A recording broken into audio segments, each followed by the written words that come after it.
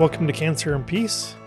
My name is Stewart, and I'm facilitating a conversation with Peter Scalzo, who is our resident expert, and sharing his 18-year cancer journey. And last episode, we kicked off 10 things that you should do, or 10 things that are the key things you should probably look at if you are beginning a cancer journey. And so we did the first 5. We're going to do 5 more today in our episode. And so I was asked, because apparently you lose your memory once you have 18 years of cancer. It's not the only thing you lose. To recap the first 5. So I'm going to do that. Okay. And then we're going to kick off on the next 5 for this episode. So, and the 5 are pretty straightforward. There's nothing rocket scientists about this or anything like that. But there's still something that just important. And the first one was to get your treatment plan and decisions in order and stick with it. Come up with decisions on that. Really work through that. And you talked quite a bit about that process. And even though this podcast is not about treatment plans, you kind of recapped a lot of things to think about as you're going through that. And I thought that was helpful. So if you haven't heard the first episode of this, go back and check it out. The second one is to get your financial house and all your legal documents in order, have a will, work through anything that you need to make sure that everything's in place. And it brings peace because it's important to know that these things have been dealt with and you don't want to think about financial stuff in an end of life journey. And I just think it's important to have your financial house in order. And I think that's kind of obvious. The next thing we had was to make all the communications, figure out family members and the friends that are close to you, communicate, let them know what's going on in your journey, and take time to say the messages that are important for the people that are closest to you, the things that you may or may not normally think about that you want to make sure are communicated to those that are most important. So I know that, Peter, for you, I know you took time to make videos for all your kids. I thought that was a great step. But take time to think about who it is that you should communicate with and who you're sharing this cancer journey with. Mm-hmm. And then the next thing we had was process emotions. Mm. And I think this is key, is like you don't want to get stuck in a place where you're frozen up. Just take time to feel. And that's going to help you in your journey, because as you recognize that there's going to be potentially anger, sadness, resentment. And once you go through those processing of all those early emotions, then it opens you up to be able to feel joy and peace, which this podcast is all about cancer and finding peace. And if you don't process your emotions, if you don't take time to really think about what it is that you're going through and to experience those emotions, you're never going to get to peace without doing that. Mm-hmm. And the last one we had was get involved in support groups. Do not do this journey alone. And so it's really important to find peace, is to share the journey. And sometimes it's really important to have a group around you. Peter, you've been involved in a cancer support group that you've been leading now for many years. And that's a little bit what this podcast is about, is developing support groups. And we're going to be coming out with a future announcement that we're looking to do an online support group that we'll be announcing in later podcasts. So and that'll be coming out, and probably by the time this podcast launches, we're going to be pretty close to ready to launch those support group. And so that'll be kind of a great thing. Hopefully it doesn't launch before we That's so okay. It is possible that it's already launched, but we're going to be doing some promoting in that space for support groups. But find people around you who can share the journey. Really big. Yep. And so the next thing that we want to talk about, which is going to give Peter an opportunity to really talk as opposed to me recapping, is we have spiritual life and practices for intimacy with God. This is such an important part of the journey. Yeah. Thanks, Sean, for that recap. And in this area, of course, this is a huge area for me personally. But it's that desire, I think, that we have, that we're not alone, that we're not doing this by ourselves, by our own power. And I think the cancer journey is one that there's a tremendous amount of where you feel like you're not in control. Things are outside of what you can do. And so for me, and I don't know where it's wherever people are at with the higher power concept, but for me, having a spiritual life has been essential to my cancer journey. And it's one in which, and so I've also resonated with the 12-step work that I've done in recovery, but it's one in which, just very briefly, where I get that I'm powerless over the cancer. I can make decisions about what doctor I'm going to go to, my health in the sense of, diet and exercise, things like that. But ultimately, I have no control over the cancer. And so I've chosen to have a spiritual relationship, which means that I've given control and power and authority to, and my higher power is Jesus Christ. So I've been an Orthodox Christian for a long time.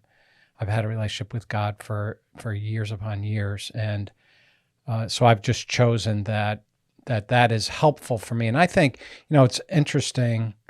One of my children asked me the other night, they said, we have a close friend who they lost their son to cancer about a week ago, and he was 27, and he was very good friends with my kids. And I was sharing with my daughter how, according to a pastor that I know, I was discussing it with him, but this young man had really left his faith, and whether it was atheism, agnosticism, I'm not sure, but he had reconnected back with Jesus. And my daughter said to me, "Why is that? Why?"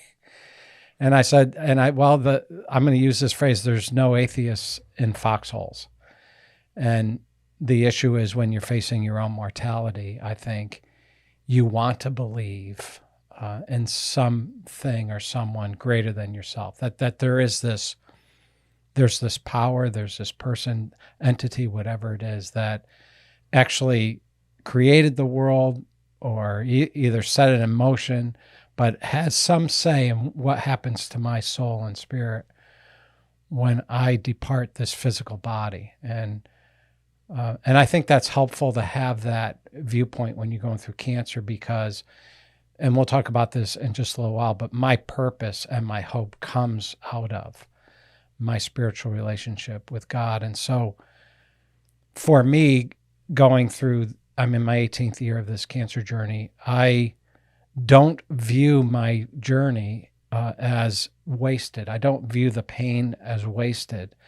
I view what I'm going through, that God is using it, and he's using it for transformation purposes. In other words, I'm a different person than I was before the cancer, and I've grown in a lot of ways. The pain and suffering has brought me to a place of dependence upon my higher power, and increased my faith, all that. And so that piece there, I think, is important. Yeah. Because it might be, and just in the sense of the way I was thinking about this, Yeah. so one might ask, well, why didn't you put this first on the list? And Yeah. my thoughts weren't, there's an assumption that people come into a cancer journey with some level of a belief system and or a belief in God or whatever. And we had put on here when we talked about this intimacy, and the point of this journey and what you're just describing now is see your cancer journey as an opportunity to develop deep intimacy with God, with your creator.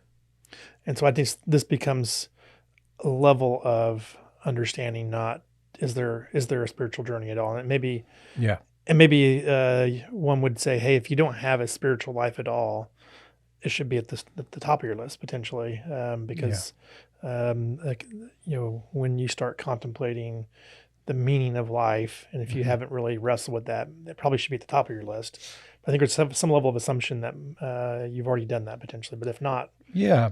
And like this young man, his journey of growing up in Christianity, then deconstructing his faith, and going to really kind of, his circle was atheistic friends, very good university, highly regarded. But then in a position where he had to face his own demise, coming back to, a belief in God, that there is a higher power, that God does exist. And, I mean, we all have a worldview, right? And, I forget all of the different ingredients of a worldview, but I know, like, how do we know what is right and wrong? What is a human being? But one of those tenets of your worldview is what you believe happens after death. And it's fine to be in academic circles or wherever debating that the fact that there is no God and once I die, that's it. I'm done. But to actually face your death and have that belief, it's really difficult to find meaning and purpose if you believe that, well, there's nothing else. I'm done. I'm going to go in the ground and that's it. And I think that cancer is one of those diseases because we associate cancer with pain, suffering, and death because a lot of people pass from cancer. So what I hear you saying is that you get clarity on what you really believe is one aspect. And then the second aspect is then once you have clarity, taking time to really embrace that in a deeper way. That's why I call it intimacy in a sense. Yeah. So for me, my spiritual practices are designed to foster the intimacy. And I'll just name a few that that resonate with me. One is silence and solitude, to spend time meditatively and not doing anything but listening. That's very important. Contemplative scripture reading, not trying to read things through, but just sort of having a soaking, kind of meditating on scripture. I enjoy doing walks. I should do it more, but a gratitude list and those things. But I think it's really having a healthy friendship, I'll say, with God. Like how I'm talking to you right now, this is how I would talk to Jesus. And even though I can't visibly see him, my faith tells me he's there and he lives inside of me. And so I can, in my own way, picture having a dialogue just like this with Jesus and telling him my pains, my joys, my deepest desires, my dreams, my visions, everything in my life I can share intimately with. And for me personally, I mean, I've always said this. I've said I have the greatest exit strategy on earth. I mean, there's times when I'm going for a test procedure, which happens a lot, that I say to myself, well, if things go south physically, I know where my soul and my spirit's going. And that's a huge comfort. I think that's just good that's information. A spiritual. I know that those things were real because I'll call you sometimes, or you'll call me sometimes during the week, and you're on your walk. Yeah. And I'll talk. I know that you're out there, and you spend a lot of time in these practices, and I think this is really important for. Sorry about that. As anybody who's in this space, the next one though was physical practices. That don't just think of this as a spiritual journey. There is a physical practices journey. Do you want to speak to that? You have diet and exercise in this space. Yeah, I think for me, I enjoy moving. So my therapy is to walk. I try to do it every day. And I think moving and keeping my muscles moving, and I should probably do more weight training, but I don't. I really spend time walking because for me to exercise, I need to do something that I get a lot out of. And so I spend time in prayer, listening to podcasts, talking while I'm on my walks. But I think physically if you're able to keep your body moving as much as possible, that's a good thing. As far as diet and nutrition goes, I do think there are healthy ways to eat. I work with the nutritionist at my cancer center because if I'm in treatment and need weight gain, they have a different strategy for that. If I'm no detection of disease, they have a different strategy for that, ways to eat. But definitely the whole you are what you eat paradigm, in the sense of being careful about what you eat. And I'm a guy of moderation. And, and I do cheat. I do cheating and all kinds of stuff. You do cheat. I've been around you as a cheater. Yes. Yeah, I cheat. So one of the things He's not talking about cheating on. No, diet cheating. But I had one time I was being treated at Memorial Sloan Kettering Cancer Center, and I don't recommend this, but I did something called medical mutiny. And for a year and a half, I was just not in the best place, but emotionally, I was probably dealing with some anger and grief and stuff. But I would just, if I wanted a burger, I'd get a burger. And I'm not a big fast food guy, but I can eat fast food. But I don't like it a lot. I'm just not wired to really like stuff like that. But anyway, I did all kinds of stuff.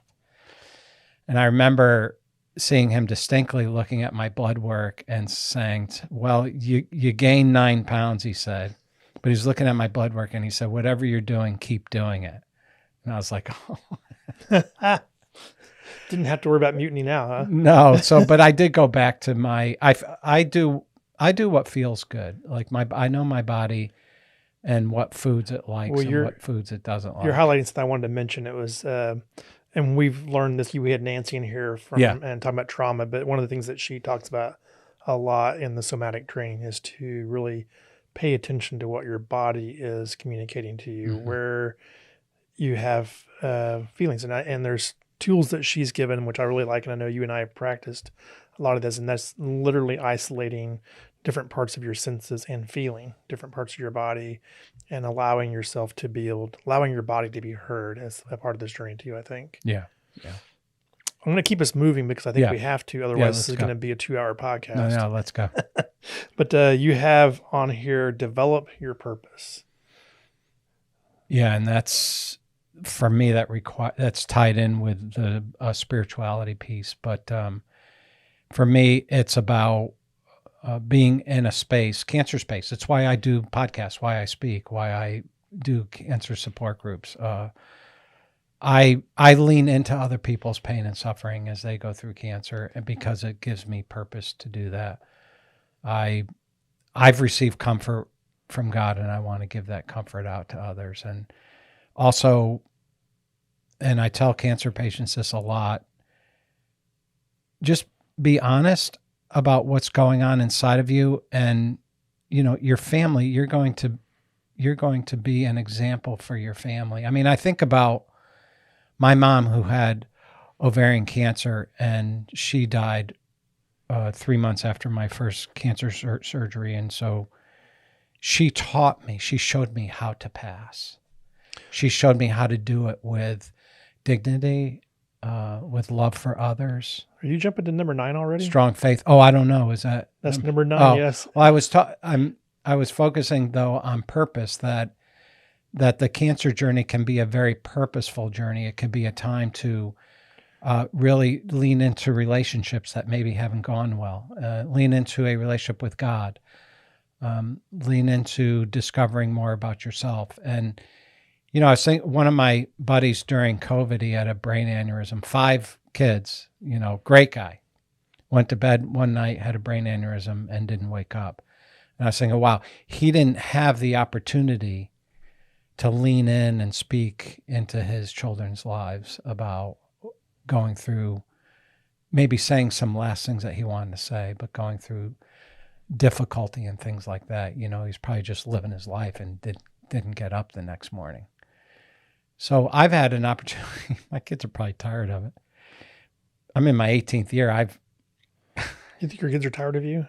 I just think they've been in the hospital with me. They've heard all my stuff. They've read my book, but it's been very purposeful to speak into the lives of others. The journey has been exhausting, but you have found a purpose in it. Yes. I think that's the importance of the message that you're giving, and you're asking someone else who is now in a cancer journey that in their top 10 should be finding their purpose in that. It's not just to suffer. There's always purpose behind suffering. We had a couple of weeks ago, we had someone with stage 4 pancreatic cancer in here. Yes. And what we did was we gave her a platform to tell her story. And now she's been sending that around. Yeah. Talk about purpose. That was wonderful. I love it when we have the guests in here and they're talking about their journey, because it's doing this piece here is that they're sharing your story is usually a big part of your purpose. And a lot of people don't realize that. We were having a conversation in our office or my office before this here, and people are coming in and out, and what are they doing? They're sharing parts of their story. And so producer Jack's wife came in and shared a bit of her dad's story, and we were sharing, I would call them memes, but they're dad jokes. But he's putting purpose out there of himself. And I think that's what we're talking about, is that each person has a unique story, purpose. And this becomes even more focused at this point in time in the journey, I guess you would say. Yeah. Yeah. You wanted to jump ahead into this. So I'm going to, what are we on? Number what? Number 9. We're now at number 9. And that is, it has end of life, and your legacy, really thinking about your end of life process and your legacy, contemplating death. And you talked about this just a second ago, the gift of foreknowing. All of those are kind of this bucket of the end of life process, taking time to think about that. What do you want to share on that? I mean, I think there's been theologians and intellectuals and everything that have said it's healthy to to recognize that the end of life will come one day, and it should impact the way we live, basically, is what the message is. And I think for a Christian, even more so, and when that cancer diagnosis comes and you're forced to deal with the possibility of your mortality, that can be a very healthy journey. Yes, it's grievous and difficult to handle, but it can also be very healthy. It can be a gift. Yes. Yeah. And not only in sort of moving you into a space of what's my spirituality, what do I really believe, what's real, what isn't, but also moving my loved ones into that space. In other words, I think my children are probably, I hope, better off for having to deal with. I mean, I've got a third-year medical student, an ICU nurse, a biomedical engineer dealing with cancer drugs. They understand the topic of death because we've had to deal with it. This shaped their journeys. Correct. Shaped their journeys. Thank you. Yeah. And what was the point, though? What were we saying? Well, you were just thinking about the gift of the fact that as you do contemplate this death, I mean, the potential of death. I mean, I liked the story you shared a few minutes ago. Not that I liked it, but you highlighted something in that most of us, when we go to bed at night, have the assumption we're going to wake up the next day. Right. There's probably a few that doesn't apply to, but most people, when they go to bed at night, are going, and tomorrow. And the fact that you've been given foreknowledge brings you to a little bit more of it's probably more of reality than because our lives are short. Right. It brings you into reality. And the gift of that is something that you've been practicing for a while. And that is each day you really look and say, hey, I actually need to step into this potential of, I need to communicate. I need to interact in these most important things of life. Right. And I think it's, one time a cancer patient who knew she was going to pass said to me, have I done anything to offend you? She just wanted to make sure that my relationship with her was intact and good, and that she didn't have to say she was sorry for anything. In recovery, we do amends. Yes. Is that kind of a thing? It's a big step to do amends. Right. And what happens is, after we do our own inventory of our own lives, we take that inventory, we recognize that there are people who we have hurt, and people who have hurt us, and we work through forgiveness or asking for forgiveness. And this is the gift of foreknowing, in a sense, is that we recognize that there are loose ends in our lives. And for those that aren't on that cancer journey, there's a tendency to procrastinate, I think, in the amends process, because there's always tomorrow in our minds, at least. Yep. And, in my own case, before my mom passed, I handed her a 4-page letter of how much I appreciated her as my mother. God appointed her to be my mom. I wouldn't have done that unless we were in that position where she was looking at her death. And I knew time was short. I mean, my dad has had a lot of health issues in the past 6 months. He's 91. And so all his kids are coming from Texas, Florida, their families. to say things to him, to say things that they want to say. And that's a gift to the fact that this event forces us into a space where we are finally going to say some things that we should say to each other, you know? You're highlighting something too that's like the importance of that communication when you communicate out, and then this is a byproduct or a product that comes back from that, is allowing people to communicate to you in this recognizing that they feel it too, and allowing them to have those communications is part of your top 10. I'm going to go to number 10 just so we complete 10. out the 10 and we do it in a reasonable amount of time. And this one, we did a whole episode on this one before, and I really felt like it was important when we talked about it. And when we pre-talked about it, I think just really grasping this concept, and that is there is no silver bullet, is probably, it needs to be in the 10, because when you don't grasp hold of this principle, you could chase your entire journey for something that isn't there. I'll let you speak on that.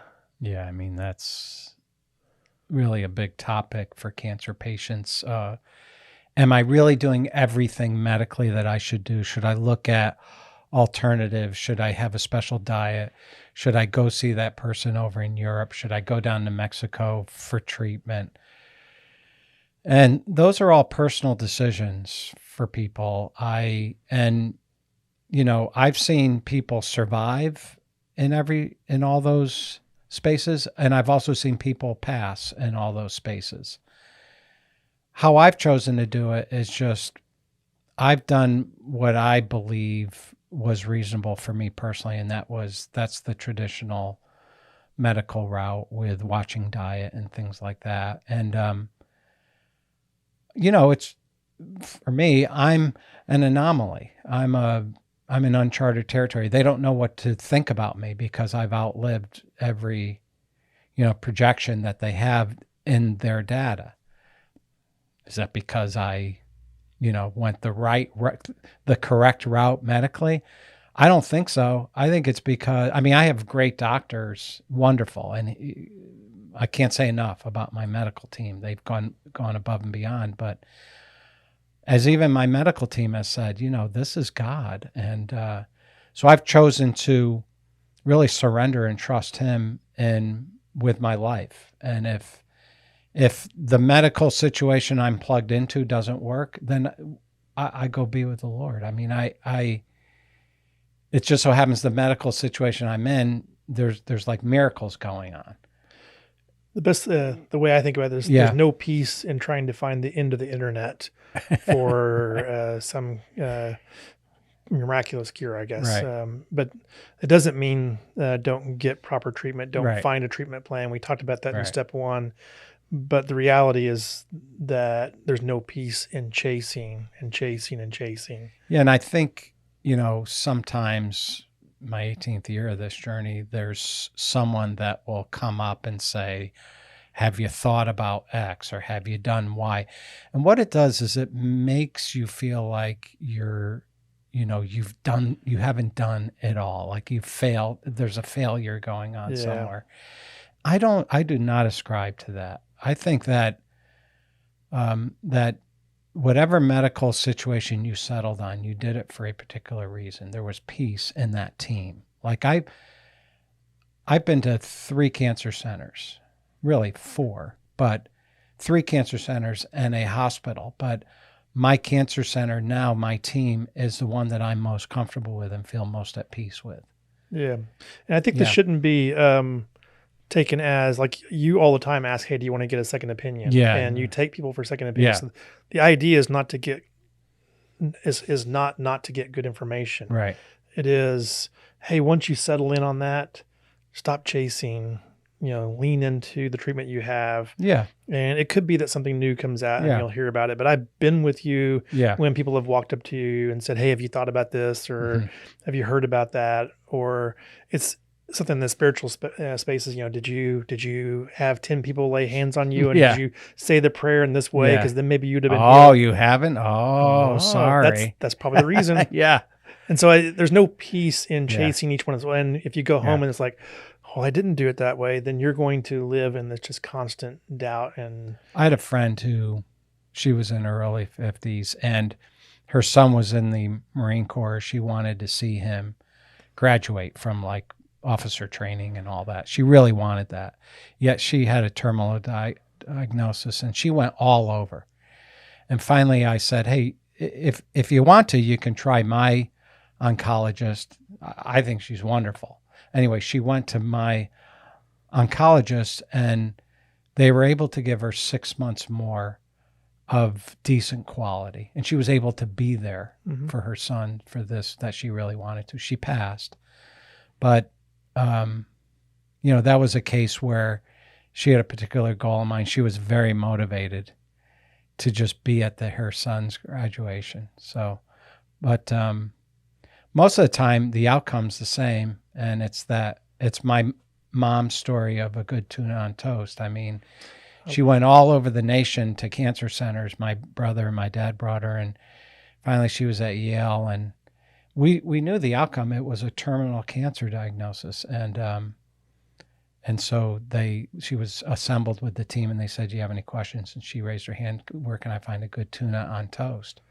Because she accepted now. She stopped chasing. She applied this principle. For the initial diagnosis, like we discussed before, I do think it's really important that pathology is correct and that you're in a place that deals with that cancer. Yeah, I think there's enough clarity that you're not asking for, don't get a good diagnosis, don't get a good treatment plan in order. Right.